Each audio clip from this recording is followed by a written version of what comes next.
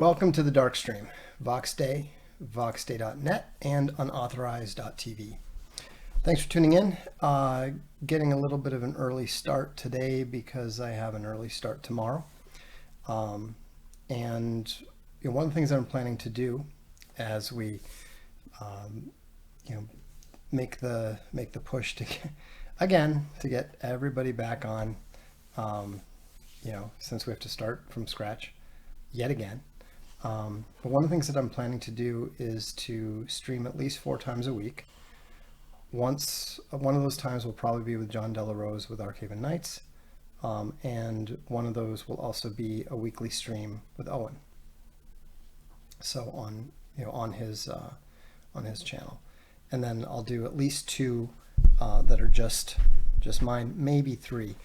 What I'm going to try to do is do more frequent but shorter streams. So I want to try to keep the streaming to half an hour to 45 minutes for the most part. Obviously the Archaven Nights will be long, and with Owen, who knows?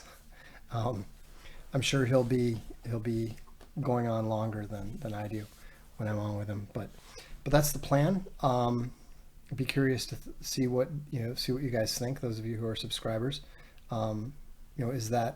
Is more often but a bit shorter, more or less desirable? One thing I've found with my posting is that if I put myself on a schedule, I do a lot better than if I try to leave it for inspiration, getting in the mood, etc., etc. If I just have a schedule and I just do it, then that seems to work a lot better. So anyhow, that's the plan. So let's see if there's anything significant to announce. Obviously the Castalia Spring Sale is still going on. It's going very well. There's still plenty of good books left. So, and everything is 40% off. The retail price of $150, they're going for $80, $79.99. So it's a really good deal. We are very, very busy on the production side.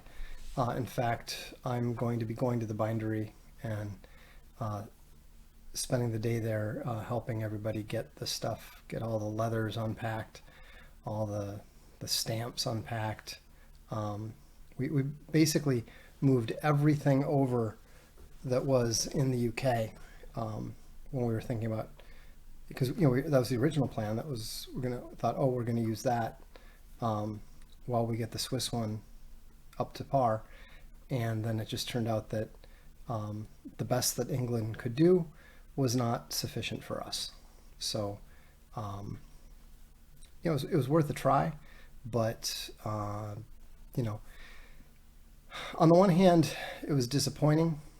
On the other hand, it's just a reminder that we're one of the only people in the world that are doing this. So, so that's obviously a real advantage, and it is a lot harder than people imagine. So it's a lot harder than we imagined, to be honest. Anyhow, to get onto the news, the real news, world news, the blackouts in Spain are not quite, they're starting to restore power. I talked to Farley and Elizabeth in Barcelona. Their power is back on, and it is a little bit more alarming than you might think, though, because you tend to think about power in terms of your house. Okay, you won't have a fridge, you won't be able to use the microwave, and it's good once it gets dark, you might as well go to bed, right? So when one of the things that was alarming, though, was Farley needed gas for his car, and he went to 4 different gas stations, that all of which were open, but none of them could pump the gas, because without the power, the gas pumps didn't work. Now, gas pumps, if I recall correctly, didn't always need power, but they do now. And then, of course, a lot of people can't pay for anything because so many people don't use cash anymore. So this is a reminder, always keep a good quantity of cash on hand. You have to keep a good quantity of cash on hand in case there are power outages. You can still pay for stuff. So I actually have I have this gigantic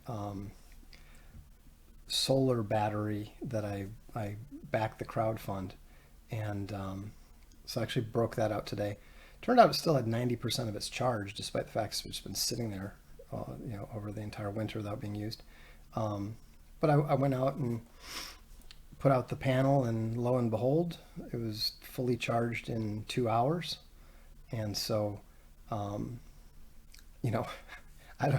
don't know what you're really going to do with it other than make sure that you can pretty much keep your phones charged indefinitely. But it's still nice to know that you have a little bit of power backup somewhere. But at the end of the day, we live in a civilized society. We're all at the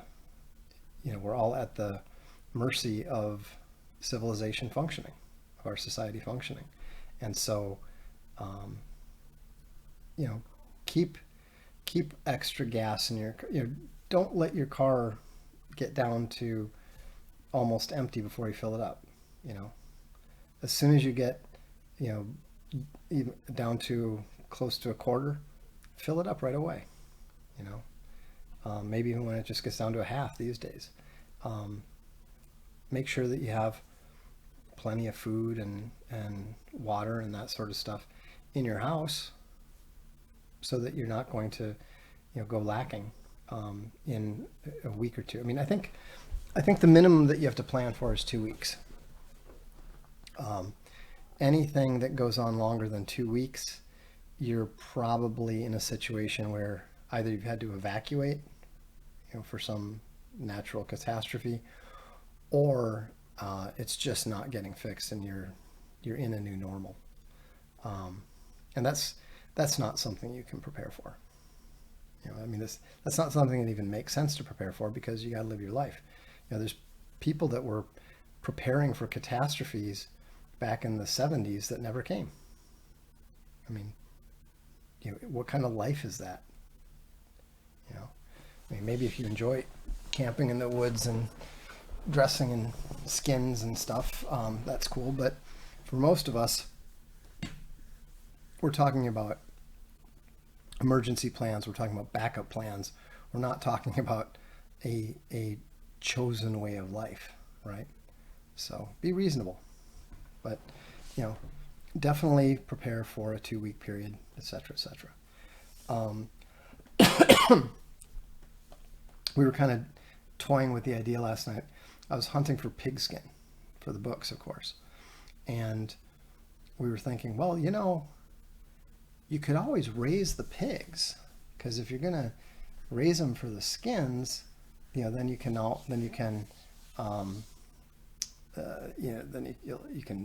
sell them for the meat and all that kind of stuff.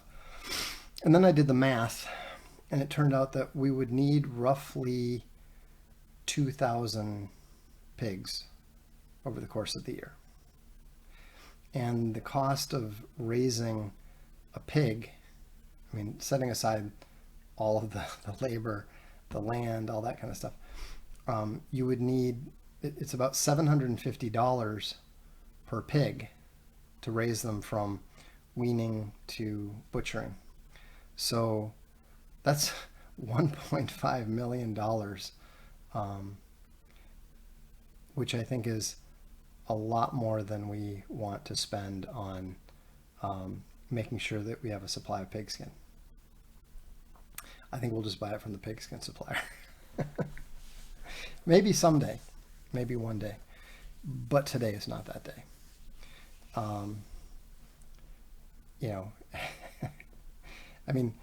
Goat skin, on the one hand, goats are pretty cute. On the other hand, going through 2,000 goats or whatever. I don't know how well that would go over with Space Bunny. She likes her goats. The last thing I want is we find ourselves with 2,000 pet goats. So anyhow, we'll probably want to stay away from that, no matter how successful we get. But yeah, I think this is really exciting. The quality of the books that we're doing is excellent, but I personally don't feel that we will be at the Franklin Library level until we are delivering books that are exactly the same level that they've done. I mean, at the end of the day, the cowhide is just not as, in my opinion, it's not as nice as the pigskin, and so we'll see. Hopefully, it'll work. It may be that Easton switched over because the cowhide is actually better.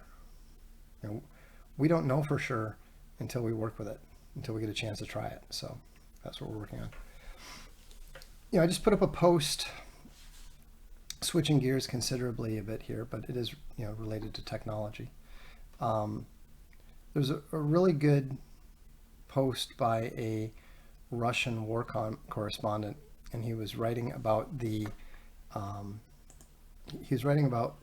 oops, let's turn that off.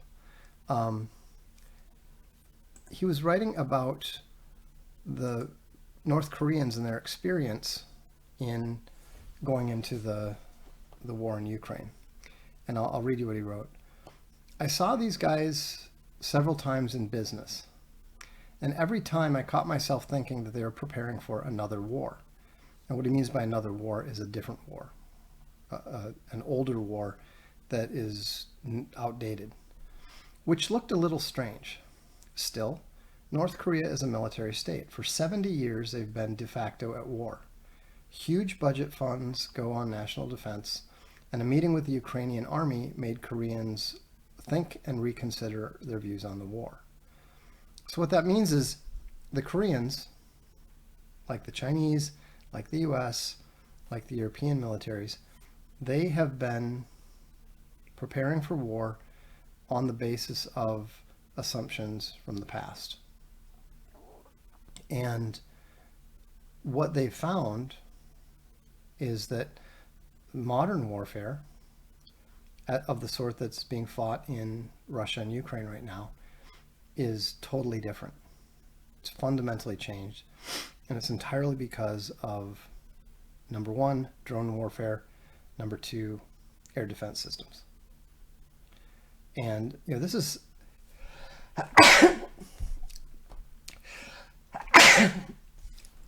it's really interesting because I was wanting to address these things in There Will Be War, Volume 11.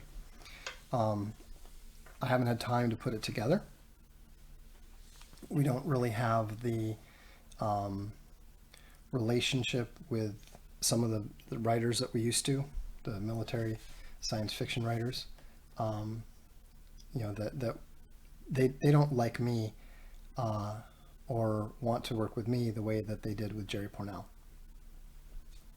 And I'm not willing to I'm not willing to put something together with second or third tier writers.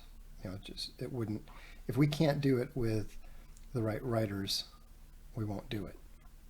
But two of the things that I wanted to address were the way that drones and the way that air defense has completely changed warfare. I'm going to sneeze again. Hang on, I'm going to turn that mic off.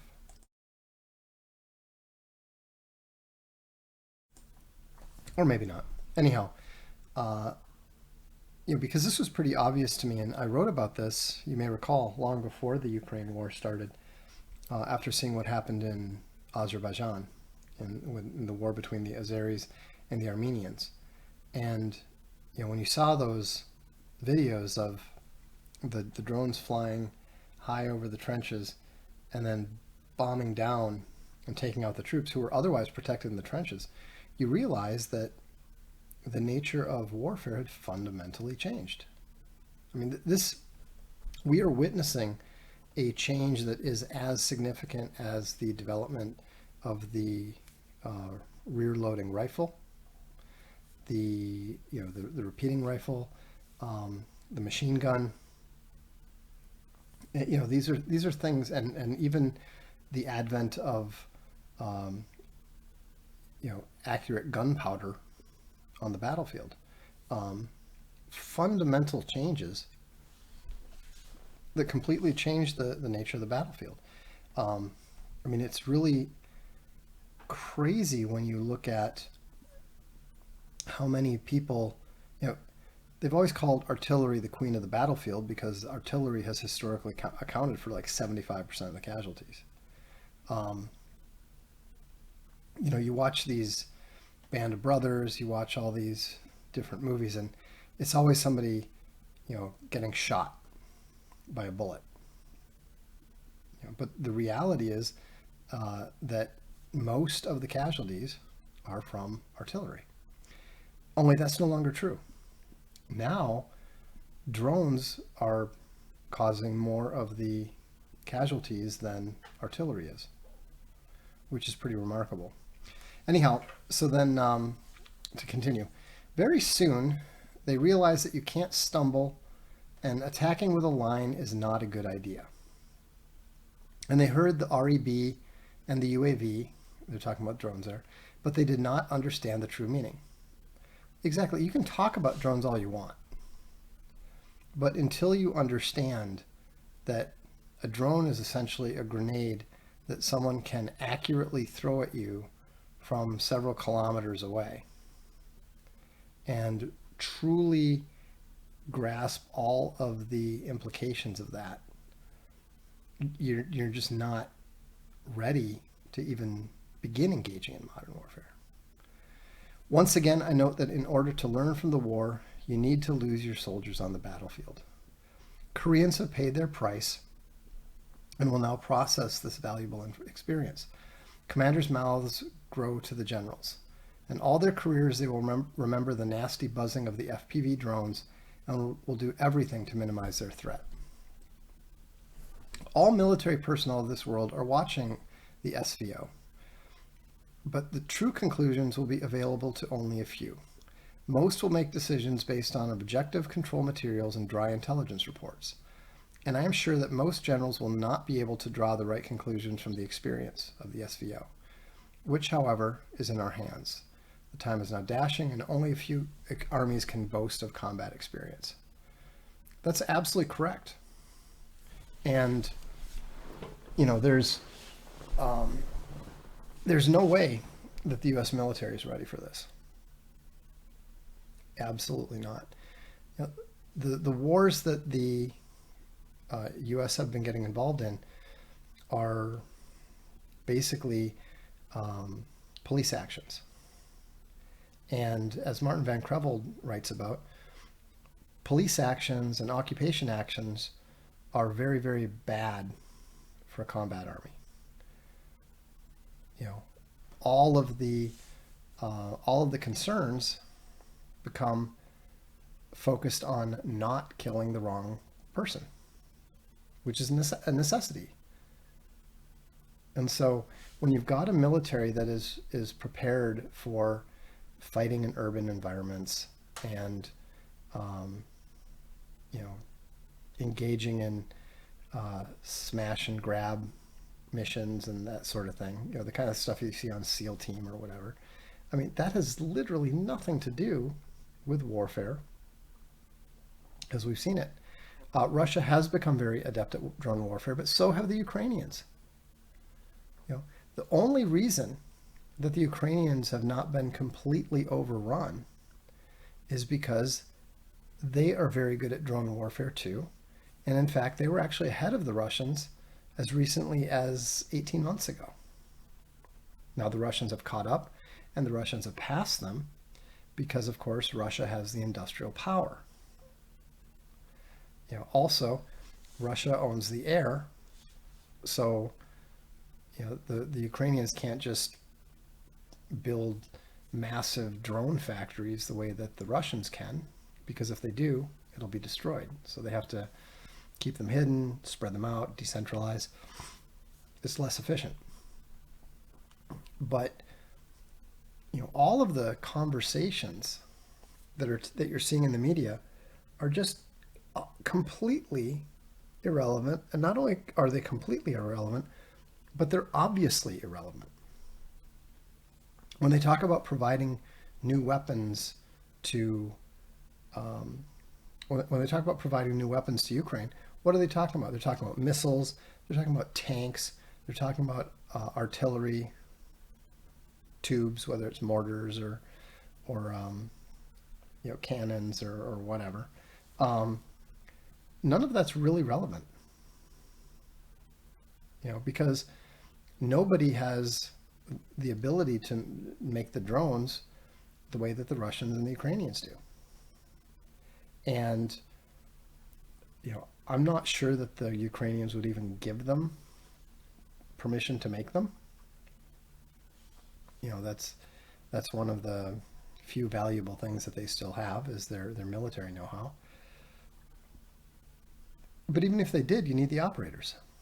And the Ukrainians are running out of men, running out of manpower. And so, there's a certain amount of, one of the things that crushed the French Navy, and one of the reasons why the French Navy was so ineffective in the war with Britain was the results of the French Revolution. Most of the French naval officers who had experience, both in combat and in sailing, were nobles. And so a number of them were killed. Even more of them fled France. If you're a member of the nobility and you've got a ship and you hear what's going on, you're one of the people that has the ability to get out of France and get away. And a lot of them did. And what that meant is the military know-how was lost. And so even though France had the ability to build plenty of ships, and on paper they had the ability to challenge the British, they simply did not have the military knowledge and experience that the British Navy did. And the British Navy had new officers coming up, young officers coming up, being trained well and getting the benefit of the knowledge of their predecessors. The French Navy never did. And so that's the kind of thing that we're talking about. That's the kind of thing that we're seeing here, is that the Russians have built up a tremendous amount of modern military knowledge. They've changed their doctrine at least twice now. I'm not talking about their strategy and their tactics. I'm saying they've changed their fundamental doctrine and how they organize their troops twice since 2022. And the reason that they've changed it is because they've learned. Because they now know far more about how to fight in a modern battlefield, on a modern battlefield. And, that's why it's such a mistake for the U.S. to just stay focused on this, trying to achieve this impossible ceasefire that isn't going to happen. I saw today that the Finnish president was saying that the ceasefire has to happen so that Ukraine can be armed to the teeth.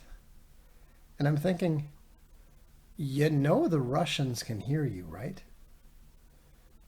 This is being reported on the world media and everybody knows it. So why would the Russians ever grant a ceasefire when they know that you're going to use it the same way that you did the two previous ceasefires and, you know, pump Ukraine full of more weapons, give them more time to mobilize younger men and women and all that sort of thing. I mean, frankly, I think that a ceasefire at this point would be absolutely immoral, because all it's going to do is guarantee that the war is going to continue longer and end up harming more people. And so, you know, the single best thing that the US can do is to shut down Starlink, stop sending money, stop sending troops, and just say, we are not involved. Colonel McGregor, I tried to download the video. I was going to show it today. It's just a short 2-minute video, but it was really good because he was pointing out that, you know, Russia is going to keep everything that it has taken. He compared it back to World War II and the irony of how World War II started in order to protect Poland's sovereignty. That was the actual cause of the start of the war between Britain, France, and Germany. And how did it end? With Poland completely under the control of the Soviet Union. There was very little. You know, Churchill worried about the Soviets going all the way to Paris. McGregor says they probably couldn't really have done that because they were pretty exhausted, but, you know, maybe. The Russians have always proven a little tougher than people believe and believe possible. But, you know, there's nothing that the Europeans can do. There's nothing that the US can do to force Russia out of, you know, the four provinces it's taken that are now part of Russia, 5 if you count Crimea, and it's probably going to take 2 more. You know, we know that Putin and Russia have no desire to, you know, go to war with Eastern Europe. They have no desire to go to war with Poland or the Baltics. But that doesn't mean that the clown world governments of those states won't start a war with them in the hopes of getting the US to get involved. And so it's really incumbent upon the US to make it very, very clear, we are not going to engage in a land war with Russia. It's not going to happen. So don't bite off more than you can chew in the hopes that we're going to ride to your rescue, because there is no cavalry. No one will come and rescue you. So you better make nice with Russia. And hopefully the Trump administration will have the perspicacity to realize that, to ignore all the warmongering of the neocons and the idiot academics who think that they can game theorize their way to some clever, cunning arrangement that will grasp, you know, victory from defeat and all that sort of thing.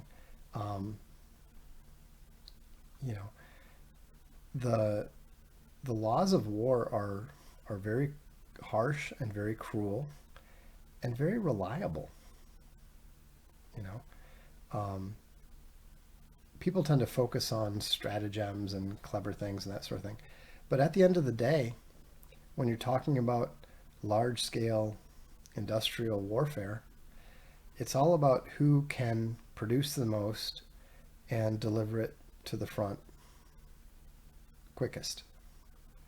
And there's no doubt at all that in this current situation, we know who that favors. Anyhow, that's all I've got to say for today. So, except for to note, unfortunately, our Dorking Wanderers had a 3-1 lead with only 10 minutes left. And then, unfortunately, a red card knocked them down to 10 men. And they ended up losing 4-3 in the 96th minute in the playoffs. So we're out, and we're back in the National League South next year, and hopefully we'll see more success and get that promotion next year. So I'm Vox Day. This is the Darkstream.